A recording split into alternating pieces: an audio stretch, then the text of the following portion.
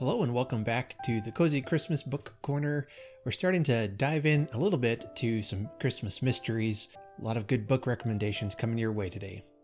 The first book I want to recommend is a gigantic book of Christmas mystery short stories. It's called The Big Book of Christmas Mysteries, and it's edited by Otto Penzler. And I bought this book back last year, I believe it was. It collects 60 of the editor's all-time favorite holiday crime stories, from Arthur Conan Doyle and Thomas Hardy to Sarah Paretsky and Ed McBain. And it's a fantastic collection that cover quite a wide range of time. And they're divided up into different categories. There's the traditional Little Christmas that contains stories by Agatha Christie, among others. There's some that are humorous. There's a section on Sherlockian Christmas, stories written inspired by Sherlock Holmes. There's some Christmas pulp stories. There are some uncanny stories. There's a section on scary stories, like surprising stories, classics, modern. There's all kinds here. Then it just goes on. And I would really recommend this book for the mystery lover and a Christmas, if you're a Christmas fan as well. This is a great collection. Right now, you can get it on Amazon on Kindle for just $2.99, but it is available in hardcover and paperback as well as audiobook, it looks like. Now, as some of the things I judge a book on are its cover art, and it's a very well done, very beautiful cover. It's a very striking cover.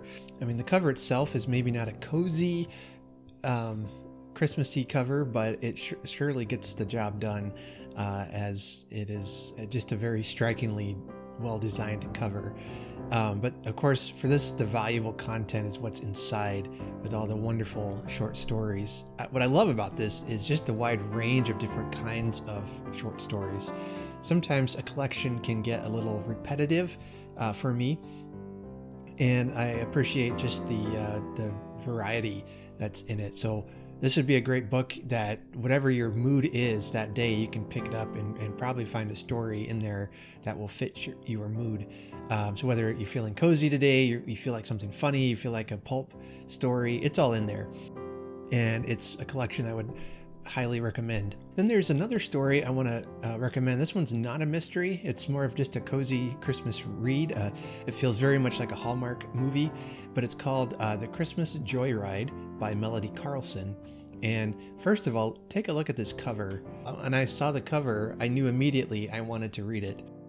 I love the RV decked out in Christmas decorations, and I did talk about this on my podcast a while ago, and I may have even mentioned it on a video. I don't know if I was still doing videos when I read it. Just because of the craziness of life, I had to kind of take a break from filming some of those this summer. But I really enjoyed this story. It was really well done, and I had tried to arrange an interview with the author, but our schedules just weren't connecting at the time, so I need to check back with her. This what is the story about? It says, Miranda did not put adventure on her Christmas list, but thanks to her 85-year-old neighbor Joy, that's exactly what she's getting this year. When Joy tells Miranda that she plans to drive an old RV decked out in Christmas decorations from their Chicago neighborhood to her new retirement digs in Phoenix, in the dead of winter no less, the much younger Miranda insists that Joy cannot make a trip by herself. Besides, a crazy trip with Joy would be more interesting than another Christmas home alone. Unemployed and facing foreclosure, Miranda feels she has nothing to lose by packing a bag and heading off to Route 66.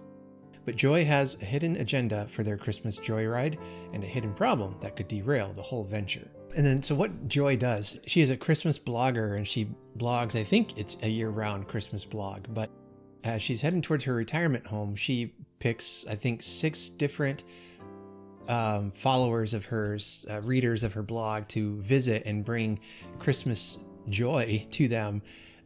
She had them write in, and she picked out some stories that she thought people could needed encouragement, things like that. And so she put Christmas in a box, like put some of her decorations, some presents, some things in it that will help them celebrate Christmas when they are having a very hard time of it this year. And so The novel follows her and Miranda as they travel across the country, visiting some of those people. So you get kind of little snapshots of different people's lives as they travel. And overall is this, as the premise said, there's this secret that is coming out that might change the course of the whole thing, but I won't say what that is.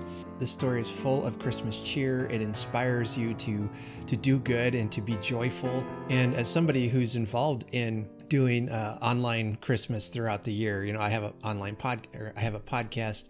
She had a blog. I love this idea of ways to connect with your audience and to send them, in fact, and bring them Christmas in this beautifully decked out RV. I mean, sign me up for that RV. I thought I mentioned on the podcast, I think, that I would love to have that and be like a traveling podcast studio or something where I travel and make Christmas podcasts around the United States. Yeah, Joy's story is a very compelling one and a heartfelt one, and the way she impacts everyone's life, including Miranda's, is really touching. And I love watching Miranda slowly get into the Christmas spirit as she realizes the best way to spread Christmas cheer is to give. Sure, singing loud for all to hear, but also to give, and how much greater that is at Christmas time is to give rather than to receive. And there's some Christmas sentimentality in this. There's some lovely Christmas scenes. There's a little bit of a Christmas romance, and I think it would make a great Christmas movie too. Not just that, but it's an excellent book, one that should be on your bookshelves. I read it earlier this year for our reading challenges, and I know I talked about it more at some length on my podcast, I believe.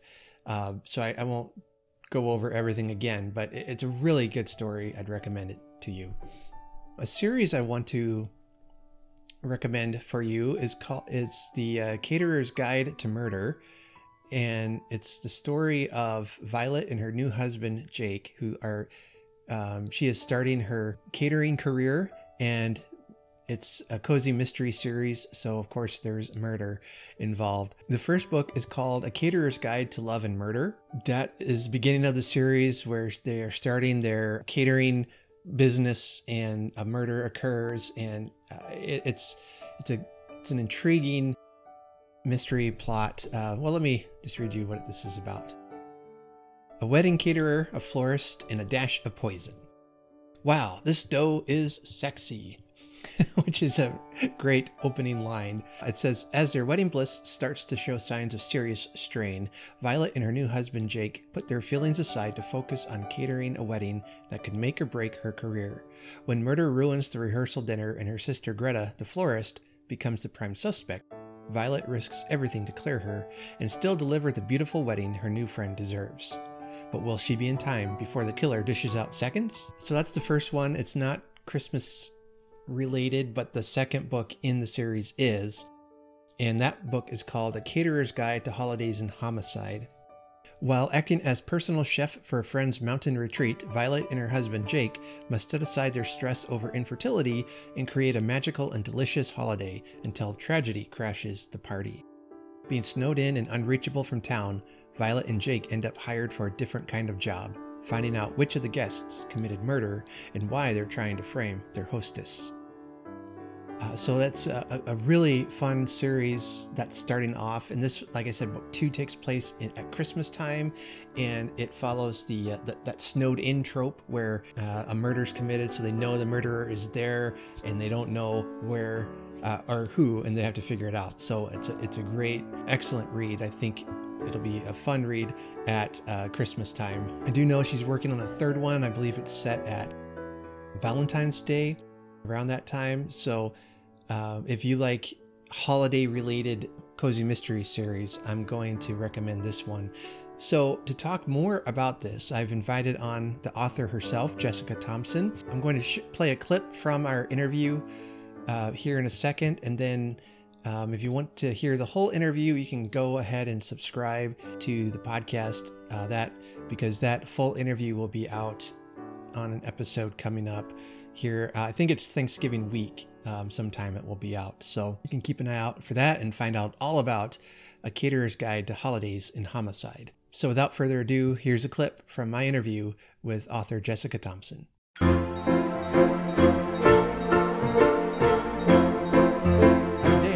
Special guest with us. Her name is Jessica Thompson, and she is a cozy mystery writer.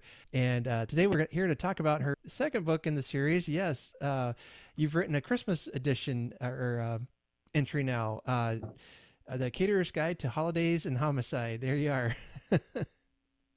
Yep. So welcome, Jessica. Yeah, thanks for having me, Art. Mm-hmm. And yeah, I'm pretty proud of this book. It came out last winter, but mm-hmm. I still really like it. What's changed in their life since book 1, and where do we find them in book 2? Well, this is pretty much right after book 1. So in book 1, I guess, spoiler alert, they decide to try to have kids. So then in this book, in book 2, they've been trying for a little while. It hasn't been working out yet. And so my husband and I struggled with infertility a bit. So I can tell you there's like every month there's that like, are we or aren't we? So they're kind of in that week where it's like, are we or aren't we?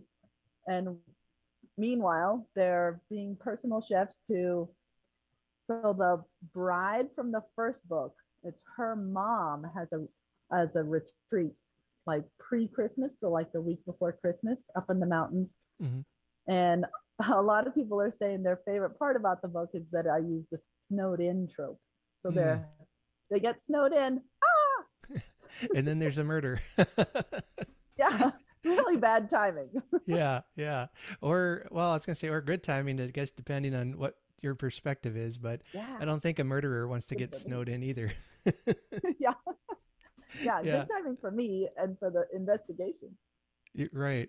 I love that trope though, that because somebody here is not who they say they are, and that whole exploration, and it just builds on the paranoia, that the person you think maybe is your friend turns out to be your enemy, or whatever, however that plays out.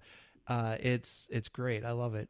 I really enjoyed the first one, and one of the things I thought was that I think gave it some depth to it, because we tend to think of cozy mysteries as kind of light and fluffy, which they are. They are. But and that's not a bad thing. I enjoy light and fluffy sometimes. So, but what I enjoyed was their relationship. Tell us a little bit about your series and about the main characters. Who can we find in this book? Okay. Well, as we said, the main character is Violet, and she's a caterer, but she has a budding catering business in Austin, so where I live. So she is, in the first book, she's newly married to Jake, and he used to be an army investigator, because my husband also used to be in the army.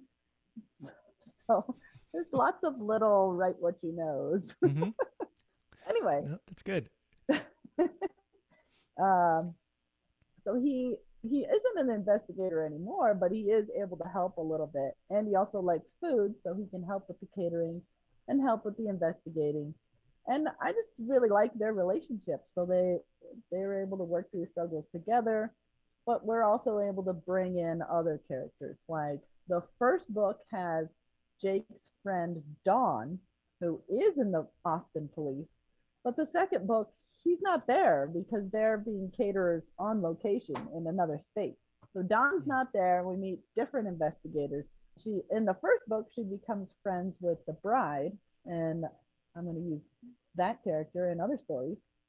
Actually, a Halloween anthology just came out where she went to a party with Laurel, who was the bride in the first one. So they're friends, and they went to a party, and someone collapsed. But it's a short story, so we wrap it up real quick. Sure. Anyway, so lots of characters can kind of come and go, but yeah, Jake's a solid character, kind of a sidekick, but not quite. He's more than a sidekick. Anyway, so yeah, that's how I'm able to mention a lot of food. So the books have like 15 or so recipes each, and I put them after the chapters that have the food mentioned in it.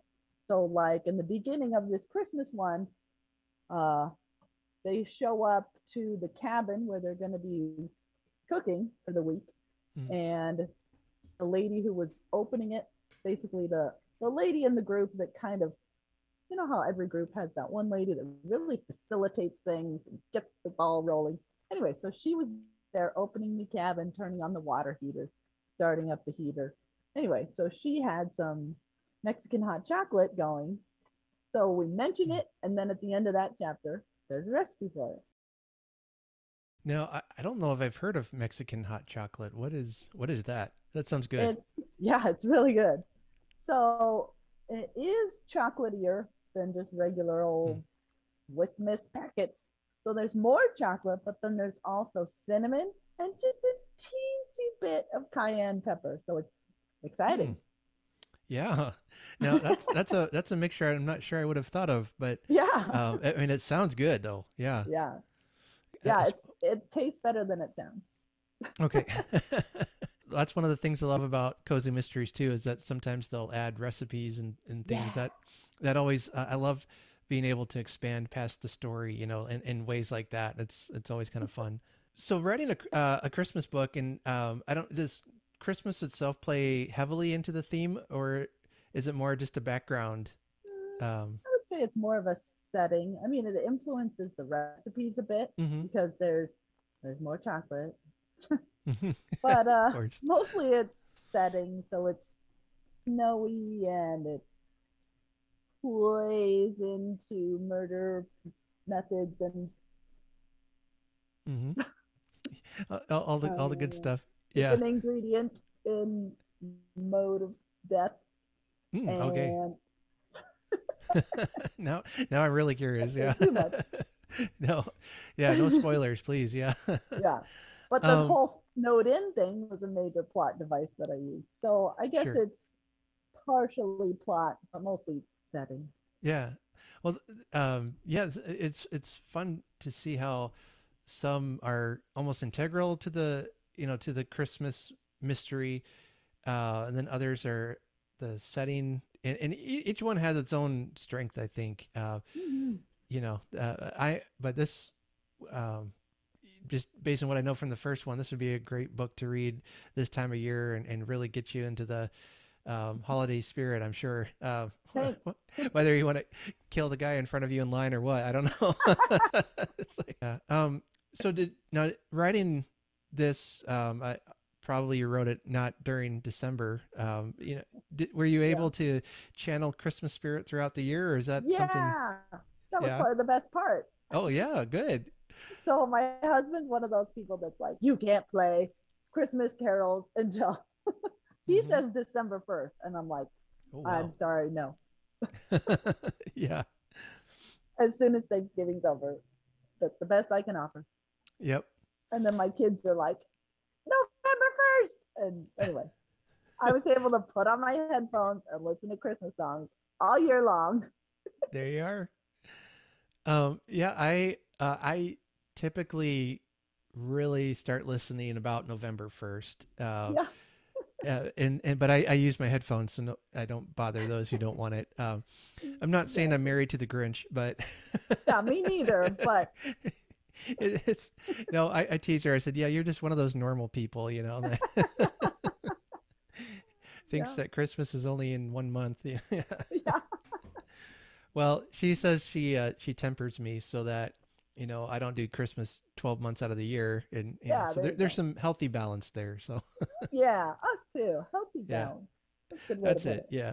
And then I'm also starting the rough draft of like a Thanksgiving time one. Because Violet got married in December, I figured like a month before her wedding, she's getting cold feet. Mm-hmm.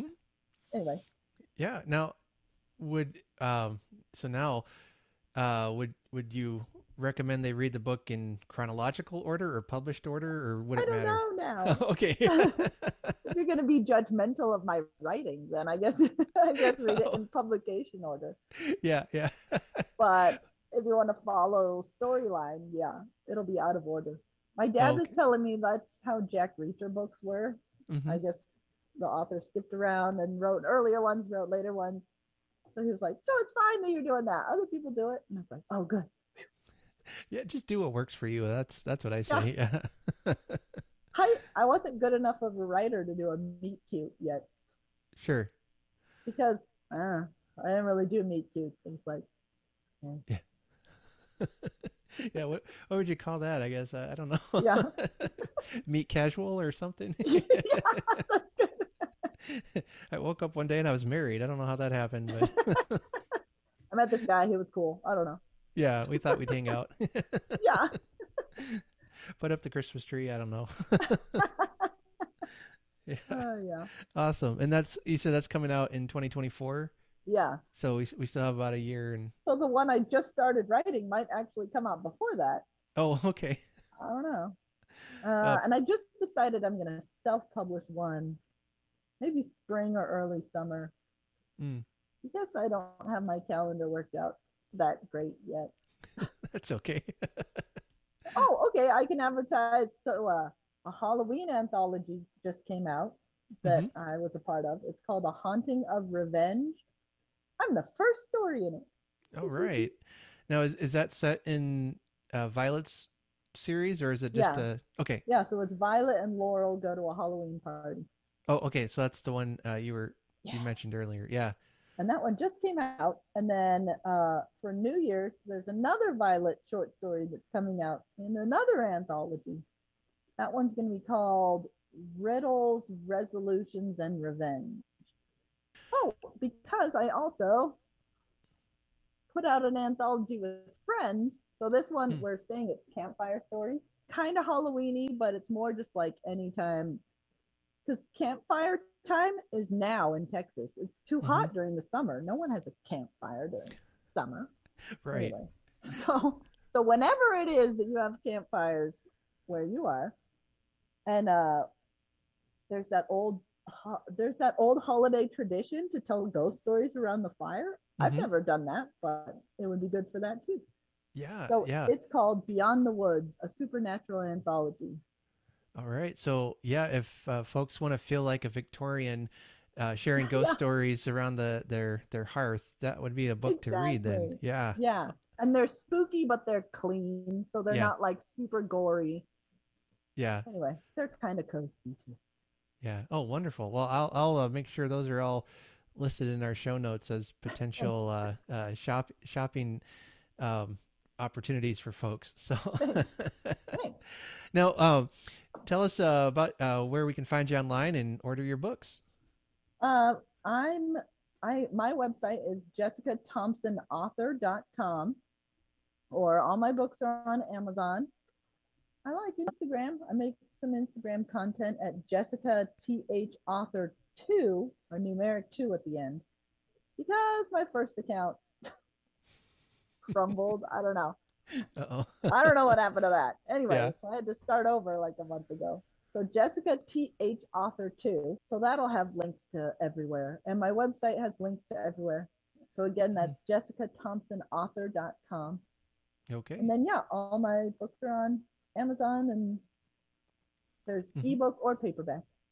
All right. Well, Jessica, thank you so much for joining us today. Enjoyed your writing and can't wait to read more. So, thanks for taking the time to be here. Yeah, thanks for having me. All right. Well, you take care. You too. Bye. All right. And thank you for watching. And I hope these books sound like they would be something you'd be interested in reading. Next week, I think we're going all in for all Christmas, all cozy mysteries. A couple of series that take place entirely at Christmas. So we'll find out more about that. I've got some great author interviews coming and some good book recommendations for you. So make sure you like and subscribe. Until next time, I hope that you have a very Merry Christmas.